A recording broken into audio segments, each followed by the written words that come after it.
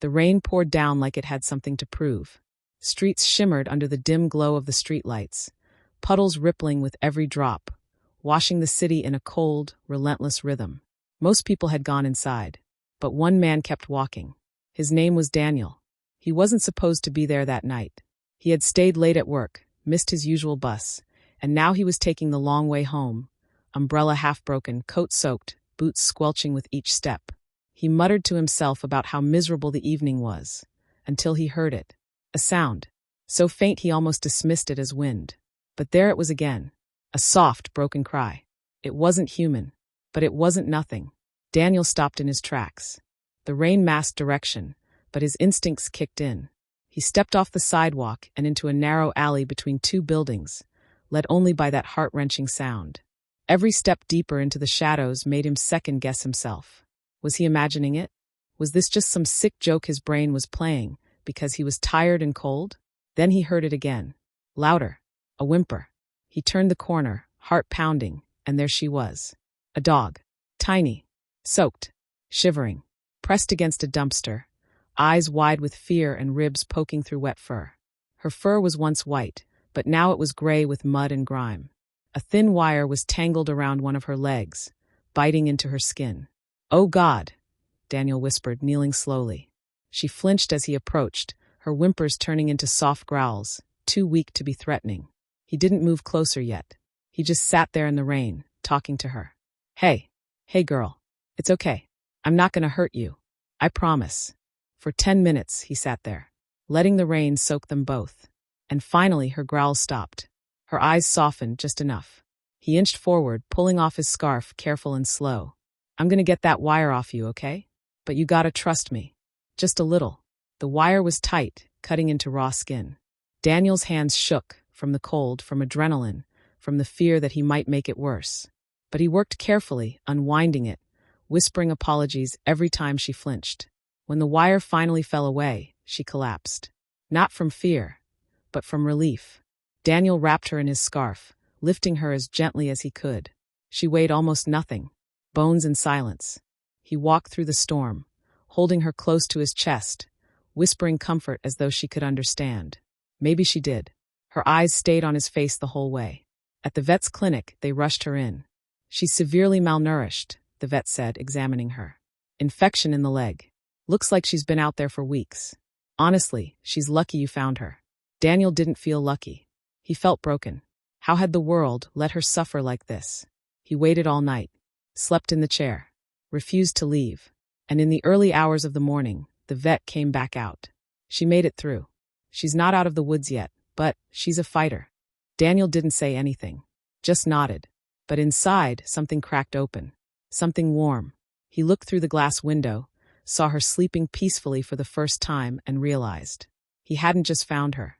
She had found him too. And neither of them would be alone again. End of section 1. Waiting for your command to begin section 2.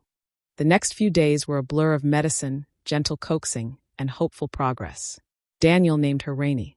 Fitting, he thought, for a creature who appeared out of a storm. Every morning, he would stop by the clinic before work. Sometimes she'd be sleeping. Other times, she'd lift her head just enough to see him walk in, tail thumping weakly against the soft blanket. That sound, it melted him. A tail wag that said, "I remember you." The vet, Dr. Lin, had grown fond of both of them. "She's warming up quicker than I expected," she said one morning, handing Daniel a list of meds. "It's probably because of you. She trusts you. That's rare in dogs that have been through this." Daniel didn't know what to say. He wasn't used to being seen as someone's safe place. He had always been quiet. Not broken, not bitter, just unnoticed. Years had slipped by in silence. But now, this small creature looked at him like he mattered. Like she saw something others had missed. Rainy had her first full meal on the 4th day. Daniel sat beside her while she ate, watching every bite like it was magic. She still winced when she moved her leg, but the infection was healing. The vet said she might even walk normally again.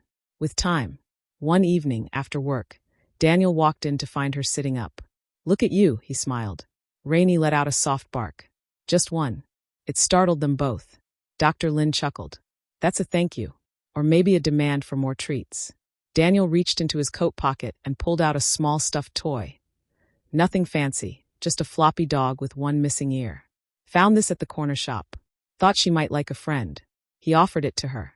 Rainey sniffed it, then gently pulled it from his hand and curled around it. It was the first time Daniel saw her sleep without trembling. The next day, something unexpected happened. A man came into the clinic. Middle-aged. Rough voice. Heavy boots. You got a white dog here? Small. Real thin. Dr. Lin looked cautious. Why do you ask? She was mine, he said flatly. Ran off couple weeks ago. Must have been scared of the belt. Always was a soft one. Daniel, who had been standing behind the counter with a cup of tea, froze. You used to hit her? He asked, voice low. The man shrugged. Dogs need discipline. Bet she's soft with you now, huh? Bet she cuddles and acts all sweet. But they turn. Always do.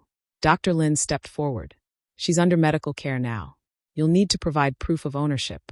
Oh, I got photos, the man grinned, pulling out a crumpled phone. Rainey, hearing the voice, peeked from her recovery bed. Her ears flattened. She whimpered. Daniel saw it. That same look of terror she had in the alley. She doesn't want to go with you, Daniel said, stepping between the man and Rainey. Ain't her choice, the man spat. She's property.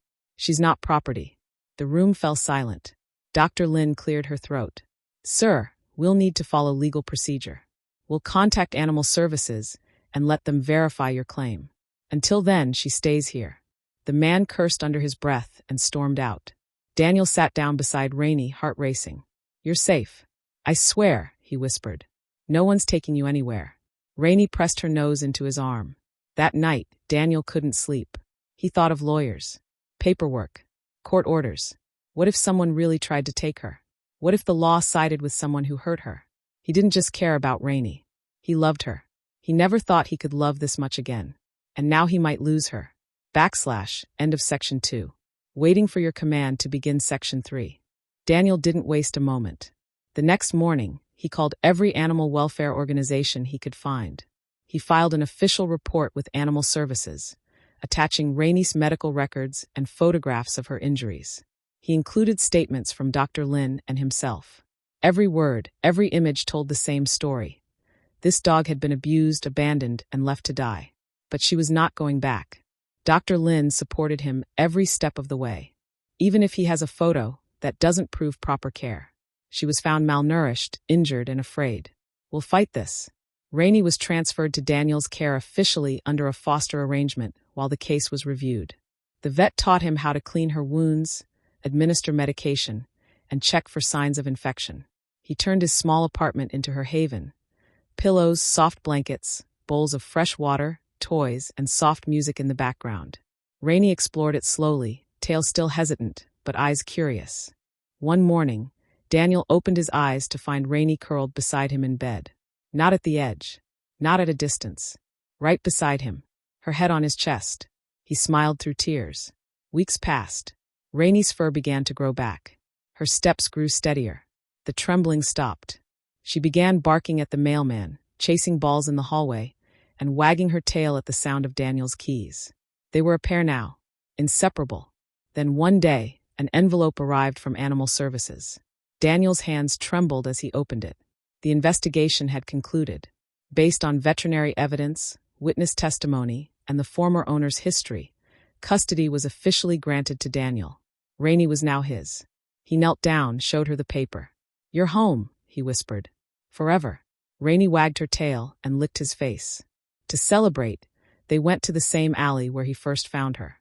This time, the sun was out. The street was dry. The dumpster was gone. Rainey sniffed the ground, circled a few times, and sat down beside him. You remember? He asked. She looked up at him, then laid her head on his knee. Daniel smiled.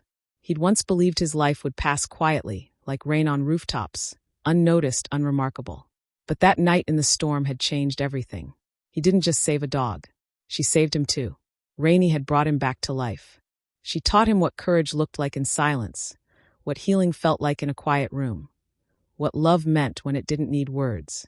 And together, they faced the world.